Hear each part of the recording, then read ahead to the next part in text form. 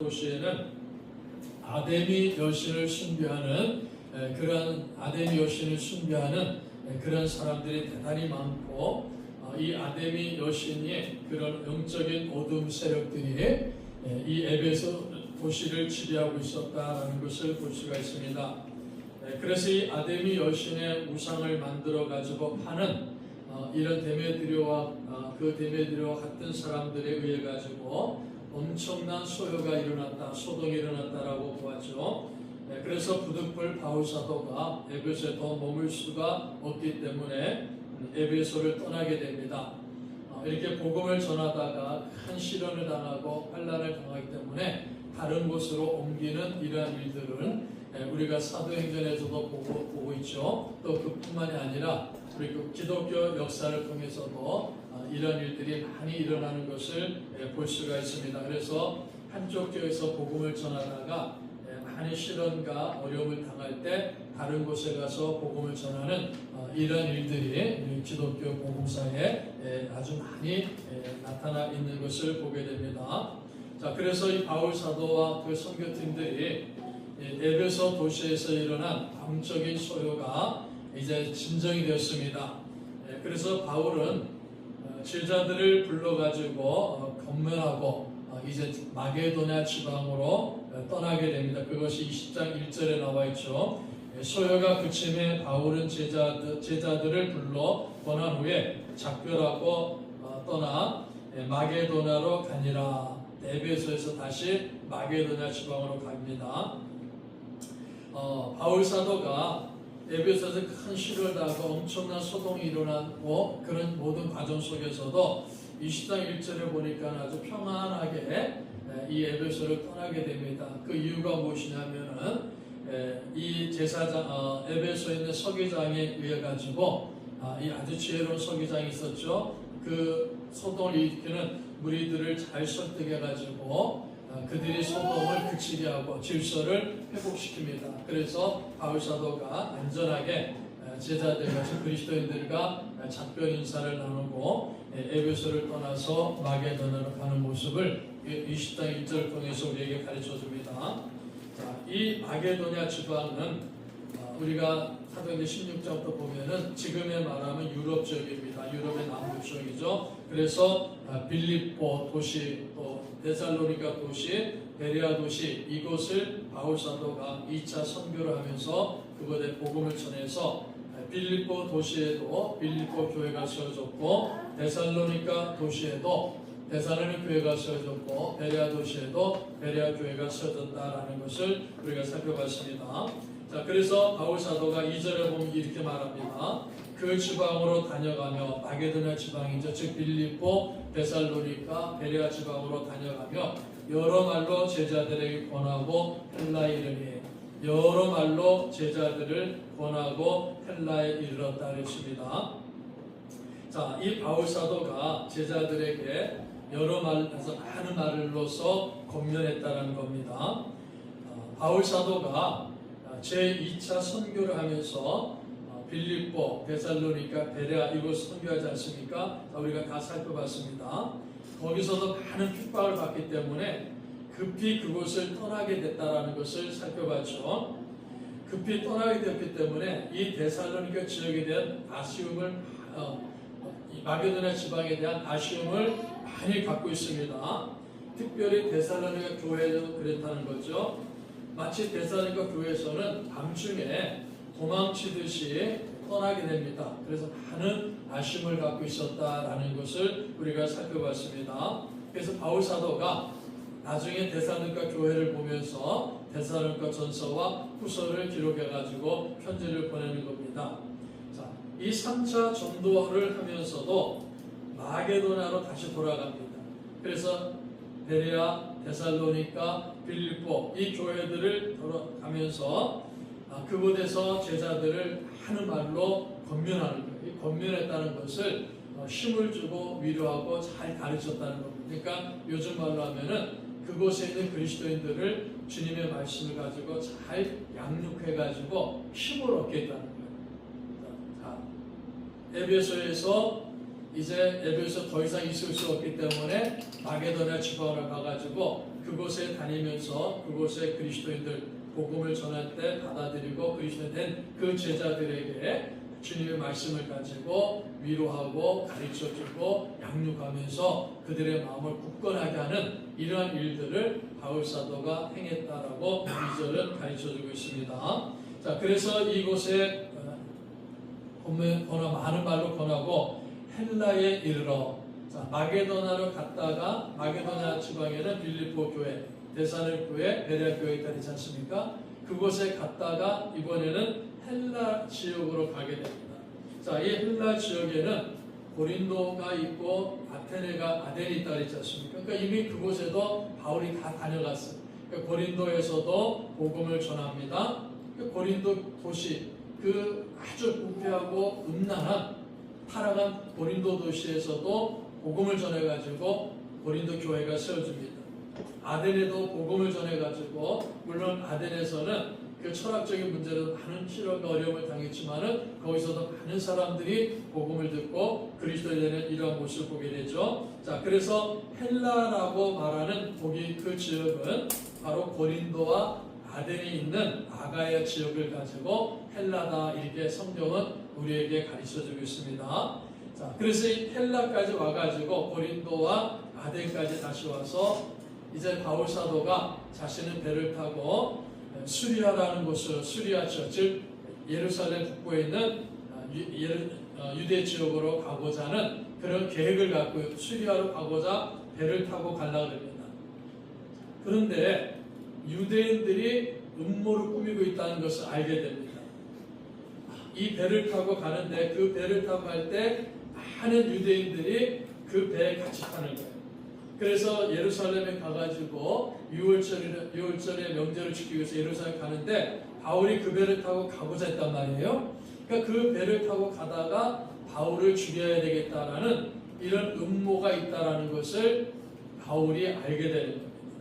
그래서 바울이 이런 음모가 있다는 것을 알게 됨으로 말미암아 바로 수리아로 가지 않고 배를 타고 가지 않고 다시 마게도냐 지방에서 머물면서 그곳에서 이제 복음을 전하고 또 믿음의 동료들과 함께 교제를 나누는 이러한 모습을 4절을 통해서도 보게 됩니다. 자, 그래서 4절을 보면은 아시아까지 함께 가는 자는 베레아 사람 브로의 아들 소바도와 데살로니가 사람 아리스도고와 세군도와 더베 사람 가이오와 및 디모데와 아시아 사람 두기고와 드로피모라, 그들이 먼저 가서 드로아에서 우리를 기다리더라. 자, 이 많은 그리스도인들, 그래서 우리가 사도행전 19장 20장에 보면은 적어도 바울과 함께 복음을 전하는 그 사역에 동참한 사람들이 최소로 잡아도 9명 이상이다라는 것을 보게 됩니다.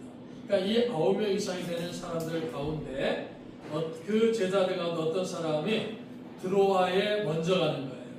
그러니까 드로아에 가서 우리를 기다리더라. 우리를 기다리다. 우리라는 단어를 사용하는데 이제 누가가 이 사도행전을 기록하면서 본격적으로 자신이 그 팀에 합류했다는 걸 보여주는 거예요.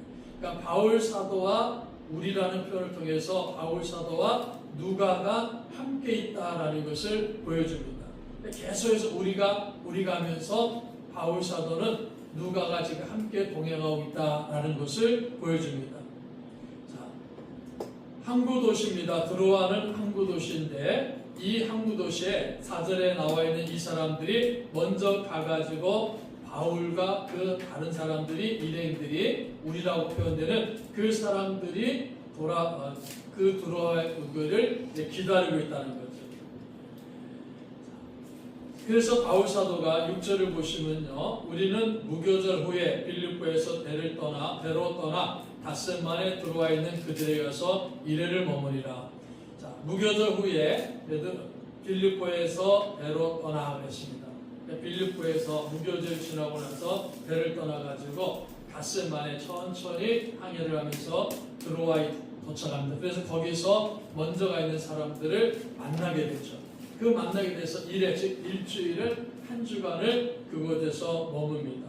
합류를 해가지고 이 드로아라는 곳에서 한 주간을 머무는데, 자, 이 드로아에서 아주 특별한 일이 벌어집니다.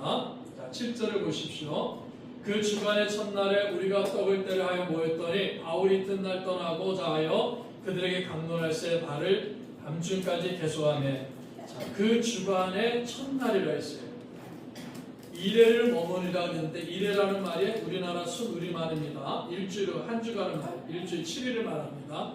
그러니까 그 주간에 한 주간의 첫날에 한 주간의 첫날이라 했죠. 다른 말로 하면 안식 후 첫날이라는 말입니다. 안식 후 첫날에 자 안식 후 첫날이라 할 때 우리나라 지금 하면은 바로 우리가 지금 예배드린 이 시간이 주일이라는 말이에요. 그 주일날 우리가 떡을 떼려 하여 모였더니 안식 후 첫날에 그 바울의 선교팀이 떡을 떼기 위해서 함께 모였다 했습니다. 떡을 떼기 위해서 이것을 애찬이다 이렇게 말합니다. 그래서 두 가지 의미로 봅니다. 첫 번째는 성찬식을 말하는 것이 있고 또 이어서 예배를 드리고 나서 온 성도들이 함께 모여서 식사를 나누는 애찬이라고 그랬죠. 그 애찬을 나누는 그 일이 그 일을 향하고 있다라는 것을 보게 됩니다. 떡을 떼라 모였더니 예배를 드리고 이제 식사를 함께 나눈다는 거죠. 자, 그래서 우리가 교회가 우리 그리스도인들이 공동체에 모이는 교회는요, 이 식사를 함께 나누는 것이 참 중요하다라는 것을 성경은 우리에게 가르쳐 줍니다. 예수님도 그것을 가르쳐 줬고 보여주셨어요. 예수님도 만찬을 베푸시지 않습니까? 그래서 만찬을 베푸시면서 예수님이 이제 십자가를 짊어져 죽을 것이다. 그걸 가르쳐 주지 않습니까? 그리고 제자들에게 발을 씻겨 주시면서 서로 발을 씻으라. 그리고 내가 다시 올 때까지 이것을 기념하라면서 그 애찬과 성찬에 대해서 우리 주님께서 가르쳐 주십니다. 그걸 초대교회 성도들은 그 말씀을 잘 듣고 이행을 하는 거예요. 그 떡을 떼면서 소위 말해서 성도들 간의 교제가 이루어진다는 거예요. 그것이 교제가 신앙생활의 하나의 중요한 모습이 되는 것이고 예배의 중요한 내용이 된다는 겁니다. 교제가 없는 예배는 형식적이라는 거예요. 성도들 간의 교제가 없는 예배는 형식적이라는 겁니다. 의식적인 예배라는 거죠. 교회의 본질을 외면하는 그러한 예배가 된다는 겁니다. 그래서 성경적으로 우리가 주일 모임, 주일 예배 그러면요, 말씀을 배우고 함께 기도하고 찬양하고 말씀을 듣고 그리고 성도들이 모여서 떡을 떼며 교제하는 거예요. 식사를 함께 나누면서 교제하는 겁니다. 그것을 초대교회가 행하고 있다 하는 사실을 성경을 통해서 우리에게 가르쳐 줍니다.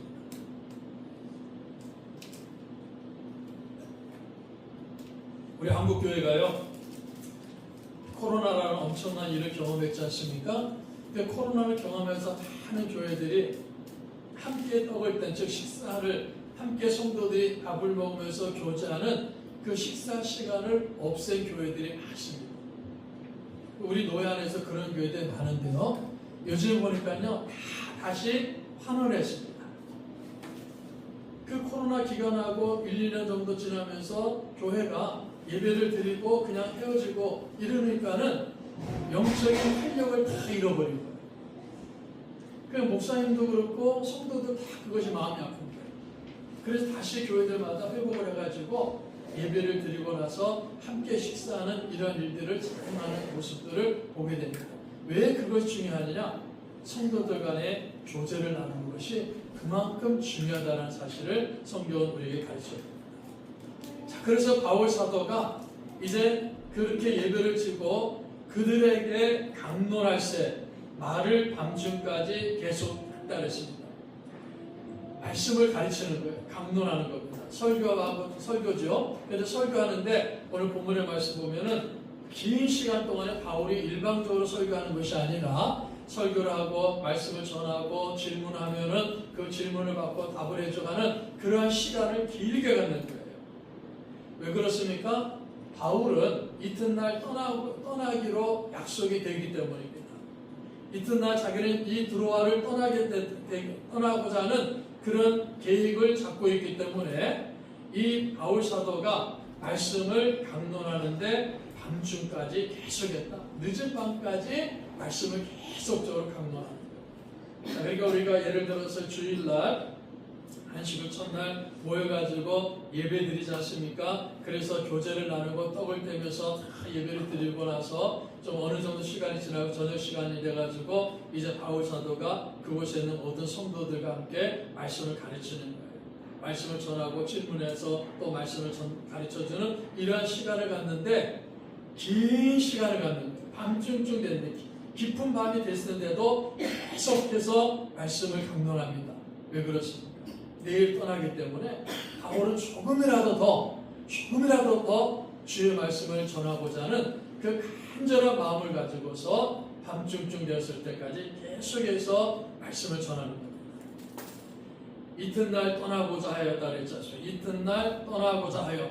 그러니까 그 다음날 떠나고자 하기 때문에 떠나야 되기 때문에 긴 시간 동안에 하나라도 더 증거하고 하나라도 더 가르쳐야 되겠다라는 이 간절한 마음을 가지고 바울 사도가 말씀을 강론합니다.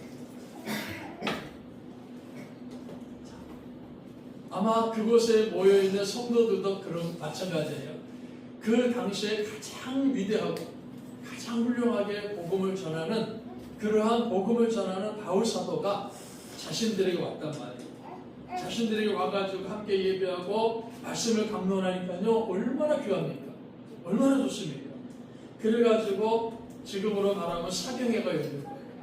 하루 사경이 열려갖고 밤늦도록 말씀을 진지하게 전달하고 그 말씀을 듣고 질문하는 이러한 일들이 일어나는 겁니다. 자, 그런데 문제가 생겨서 어떤 문제가 됐습니까? 8절에 보시면요, 우리가 모인 윗다락에 등불을 많이 켰는데 3층 다락을 만들었는데요. 그 윗다락에 등불을 많이 켰어요. 그러니까는 밤이 깊으니까요 불을 더 밝혀야 되지 않습니까? 환하게 하기 위해서 등불을 많이 켰습니다. 유두고라는 청년이 창에 걸터 앉아 있다가 깊이 졸더니 바울이 강론하기를 더 오래하며 졸음을 이기지 못하여 3층에 떨어지거늘 일으켜보니 죽었는지라 했습니다. 자, 유두고라는 청년인데 이 유두고 청년이라는 이 단어를 지금으로 말하면 20대 미치하여 그러니까 10대 소년입니다. 자, 이 유두고라는 10대 소년이 이 바울이 전하는 말씀을 듣고자 해서 그곳에 온 거예요. 그래서 말씀을 듣는데 너무 졸린 거예요. 그래서 3층 누구에게 창문에 걸터 앉아있고 말씀을 듣고 있는 거예요. 졸음이 오니까 얼마나 졸음을 쫓기 위해서 애를 쓰고 노력했겠습니까? 말씀을 잘 들어야 되는데 이 어린 소년이 10대 소년이 주의 말씀을 바울사를 통해서 주의 말씀을 너무 귀한 말씀을 잘 들어야 되는데 그 밤늦도록 그곳에 참석해가지고요 졸리니까 창에 걸터 앉아가지고 졸음을 쫓기 위해서 애를 쓰고 노력했을 겁니다. 그런데 어떤 일이 벌어지니까 졸음을 이기지 못하고 아래로 떨어져 버렸습니다. 3층 창문에 걸터 앉았다. 그 무슨 말입니까? 그곳에 많은 사람들이 있었다는 거예요. 많은 사람들, 아마 그 다락방에 사람들로 꽉 차 있다는 겁니다. 그 창문에 걸터 앉았고 졸음을 쫓기 위해서 애를 쓰고 노력했는데 어린 소년이다 보니까요. 그 졸음을 이기지 못하고 결국은 떨어졌다는 거예요. 말씀을 듣다가 떨어졌습니다. 그런데 바울 사도가 가서 보니까요. 9절을 보십시오. 마지막에 3층에서 떨어져거늘 일으켜보니 죽었는지라 했습니다. 죽었다 했습니다. 10절을 보십시오. 바울이 내려가서 그 위에 엎드려 그 몸을 안고 말하되 떠들지 말라 생명이 그에게 있다니. 자, 말씀을 잘 보셔야 됩니다. 청년을 일으켜보니 죽었다 그랬습니다. 이 죽었다라는 말은요. 네크로스라는 단어가 사용했는데 완전하게 죽었다는 겁니다. 완전하게 숨이 끊어졌다는 거예요. 숨을 쉬지 않는다는 겁니다. 이 유두고가 떨어졌어요. 3층에 떨어졌는데 가서 보니까는 죽었단 말이에요. 그런데 이 죽었다는 말이 무슨 뜻입니까? 완전하게 숨을 쉬지 않는 겁니다. 그러니까 완전하게 죽었다라는 겁니다. 그런데 12절을 보시면요.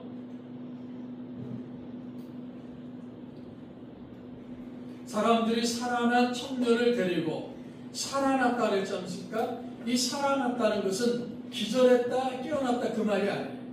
죽었다가 살아났다는 겁니다. 숨이 멈췄다가 살아났다는 말이에요. 자, 바울 사도가 내려가서 보니까요, 유두가가 죽었어요. 실제적으로 죽었다는 말입니다. 그래서 그 위에 엎드려 몸을 안고 말합니다. 떠들지 말라, 생명이 저에게 있다. 떠들지 말라, 생명이 저에게 있다. 자, 바울 사도가 이 유두가라는 소년, 죽은 소년 위에 올라가고 떠들지 말라, 생명이 그 위에 있다. 이렇게 말합니다.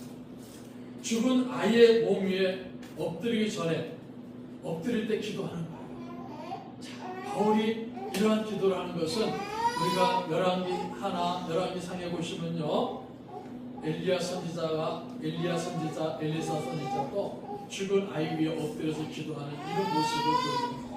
죽은 아이 위에 엎드려 기도할 때 하나님이 역사하셔가지고요, 그 아이가 다시 살아나는 이런 역사가 이미 구약 성경에 기록되어 있습니다. 지금 바울이 그런 모습을 가지고 유두고에 엎드려서 기도하는 겁니다. 그래서 이 유두고가 다시 살아나는 거예요. 올라가 바울이 내려가서 10절에 바울이 내려가 그에 엎드려 그 몸을 안고 말하되 떠들지 말라, 생명이 그에 있다고 올라가 떡을 떼어 먹고 오랫동안 그 날이 새기까지 이야기하고 떠났냐. 이 아이가 생명이 돌아온 겁니다. 그래서 같이 음식을 먹고 오랜 시간 동안에 날이 새기까지 이야기하고 떠났습니다. 사람들이 살아난 청년을 데리고 가서 적지 않게 위로를 받았다. 유두고를 통해서 많은 사람들이 위로를 받는 겁니다. 하나님께서 바울 사도를 통해서 죽은 유두고를 살리셨구나.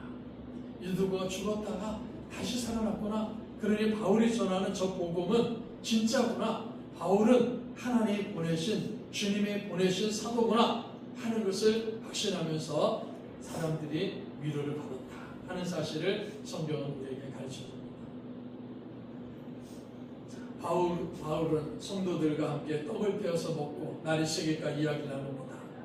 말씀의 은혜와 이 죽은 아이가 다시 살아난 이적을 인하여 이들이 함께 또다시 떡을 떼면서 애찬을 나누면서 정말 밤이 새도록 복음을 이야기하고 함께 교제하는 이 아름다운 모습을 드로아에서 성경은 우리에게 보여주고 있습니다. 자, 이제 바울 사도가 드로아를 떠나가지고 어디로 갑니까? 16절을 보십시오. 바울이 아시아에서 지체하지 않기 위하여 에베소를 지나 배 타고 가기로 작정하였으니 이는 될 수 있는 대로 오순절 안에 예루살렘에 이르려고 급히 갑니다. 자, 오순절 안에 예루살렘으로 가기 위해 가지고 바울이 굉장히 빠르게 움직입니다. 그래서 13절부터 보면요, 배를 타고 가는데 특별히 13절에 이렇게 말합니다. 우리는 앞서 배를 타고 아수에서 바울을 태우려고 그리로 가니 이는 바울이 걸어서 가고자 그렇게 정하여 준 것이라. 자, 바울이 드로아에서 가는데요, 다른 일행들은 배를 타고 아수에서 바울을 태우려고 그리로 간다. 아수라는 지역까지 배를 타고 갔단 말이에요. 그런데 바울은 배를 타지 아니하고 걸어서 갔다는 거예요.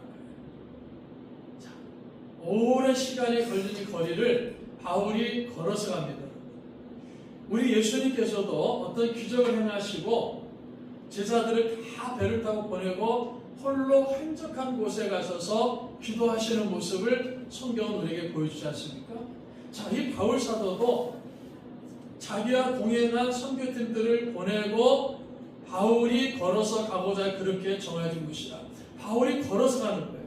먼저 당신들은 배를 타고 먼저 그 아소라는 곳에 가라. 그리고 바울은 그곳까지 걸어서 갑니다. 자, 왜 바울이 걸어서 갔겠습니까? 물론 우리가 성경에 나와 있지 않습니다. 그러나 바울의 모습이라든지 우리 주님의 모습을 볼 때마다 왜 홀로 계십니까? 홀로 계시는 이 시간에, 혼자 있는 그 시간에 더 하나님께 집중하고 더 하나님과 교제하고 더 하나님 앞에 기도하오는 그 마음을 가지고서 바울 사도가 이 드로아에서 아소까지 다른 사람들을 배 타고 가라 이렇게 하고 자신은 걸어서 가는 그 아름다운 모습을 오늘 성경을 통해서 우리에게 가르쳐 줍니다. 그래서 아소에서 만납니다. 그 다음부터 배를 타고 마들론에 가고 또 거기서 떠나 가오 앞에 이르고 사무에 이르고 밀레도에 이릅니다. 그러니까 굉장히 빠르게 바울이 착착착착 배를 타고 움직입니다. 왜 그렇게 움직입니까? 오순절 안에 빨리빨리 가가지고 오순절 안에 예루살렘에 이르기 위해서입니다. 오순절 안에 예루살렘에 가기 위해서입니다. 왜 그렇습니까? 예루살렘에 가야서 해야 될 일이 있기 때문입니다. 그 일이 있으니까요, 바울이 지체하지 않고 빨리 움직이면서 예루살렘까지 가고자 하는 그 마음을 가지고 굉장히 빠르게 주어진 일들을 감당하면서 나아간다는 겁니다. 해야 될 일이기 때문입니다. 해야 될 일이 있으니까요, 빠르게 움직이는 거예요. 여러분, 우리가 이 시대를 살아갈 때 내가 해야 될 일이 있을 때는 사람이 빨라야 되는 거예요.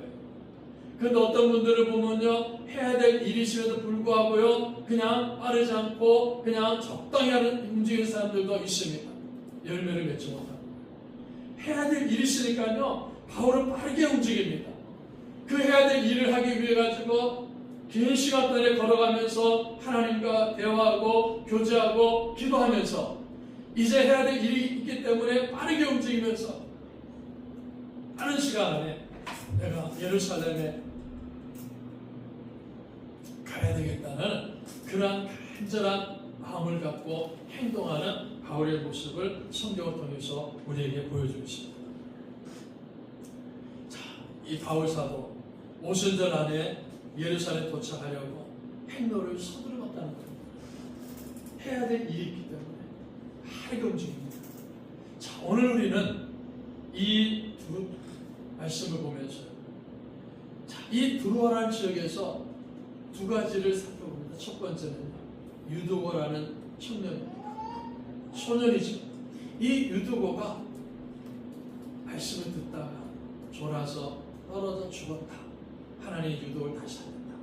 그래서 많은 사람들은 유두고처럼 여러분 말씀 듣다가 졸면 안 됩니다. 물론 말씀 듣다가 졸면 안 되죠. 그런데 더 중요한 것은요, 이 소년 10대 후반의 소년인 유두고가, 그래 청년의 표를 쓴 거예요. 이 10대 후반의 소년인 유두고가 지금 우리나라로 말하면요 고등학생 정도 되지 않습니까? 이 고등학생 정도 된 유두고가 바울 사도가 전하는 주님의 말씀에 대한 그 사모하는 마음, 그래서 한밤을 꼭 세우면서라도 자기가 그 말씀을 듣고자 하는 그 사모하는 마음을 가지고 그곳에 참석했다는 것을 우리가 볼 수 있습니다. 지금도 여러분, 우리 성도들에게 이런 마음이 있기를 축복합니다. 하나님의 말씀을 사모하고 주님의 말씀을 좀 더 잘 듣고 어떻게 해야 주님의 말씀을 잘 들어야 되겠다는 그 사모하는 심정을 가지고 우리가 주님 앞에 나아가는 겁니다. 삶 속에서 그런 마음을 가지라는 겁니다. 유두가 비록 졸려서 졸음 참지 못하다가 실수해서 떨어져 죽었지만은 그 하나님의 말씀을 간절하게 사모하는 그 어린 학생, 그 학생이 가지고 있는 그 마음을 오늘 시간에 우리 성도들에게도 있기를 주님의 이름으로 축복합니다. 그 하나님의 은혜입니다. 그리고 바울 사도가 어떻게 합니까? 예루살렘에 오순절 안에 예루살렘에 가기 위해 가지고 빠르게 움직입니다. 하나님의 일을 하기 위해서 빠르게 움직인다는 겁니다. 내가 해야 될 일이